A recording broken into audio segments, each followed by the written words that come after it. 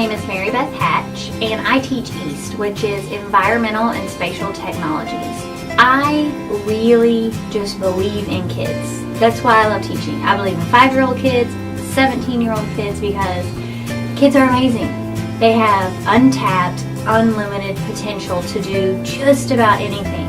And in my classroom, that's really how I want them to feel. I want them to know that if they think of a project, or they come up with a project, or they come up with a really cool design, they can actually make it happen in my classroom. Through this class, students are able to work on service learning projects that help someone or solve a problem. I knew I had to get every student engaged in something, though, that would get them outdoors, outside of the classroom, but allowing them to make a difference in their lives and the community.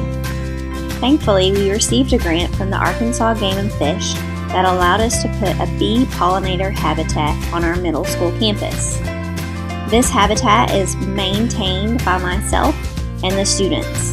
We have planted trees, seeds, bulbs, and many other types of plants that are attractants for bees and other beneficial insects. One of the best things about this bee pollinator habitat is that a team of leadership students are working on creating and evaluating lessons that they will teach to elementary and younger middle school students this upcoming year. In addition to the habitat, we also have compost bins that are led by another team of students who are keeping the bins updated, maintained, and keeping the 1,000 worms they got donated fed and healthy. This has been an excellent learning opportunity for many students in our program. Because being outdoors doesn't just mean you have to be digging a hole or digging in the dirt, it also means that you can engage with your community in many other ways. One way that we have been able to promote conservation through our animals and waterways is by working on a project that we received grant funding for earlier this year. This project is called Natural State Natural Art, and through this we have been placing murals around our small rural town. These murals are all student-led projects. We're working with local artists and with local businesses to put them all around the town. All of the murals either pertain to animals in the state of Arkansas, the people, the environment, or our lands. It's been a really engaging experience for many of our students, and our community has really supported this project. It's also helped with some tourism in our town. Thankfully, the area we live in is surrounded with many different types of waterways. When a couple of my students were interested in working in a local creek in our area, we contacted another Game and Fish official and became an official stream team. We actually have 2 stream teams, and these students go out on a regular basis with myself and we collect water samples.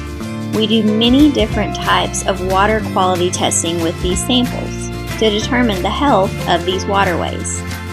Another way to determine if the waterways are healthy is by collecting and categorizing different types of macroinvertebrates that live in those areas. The best part about this is the students conduct all the research and collect all of the data. Then we send this data to our state headquarters. Our city council and local members are also using some of this data in one of our creeks to determine if a dam should be removed in that area.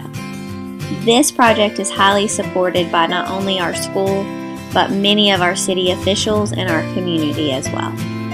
I just think it's really important to remember that not all classrooms have 4 walls, and not all students learn just by sitting at a desk and listening to someone teach. Sometimes they do have to get their hands dirty.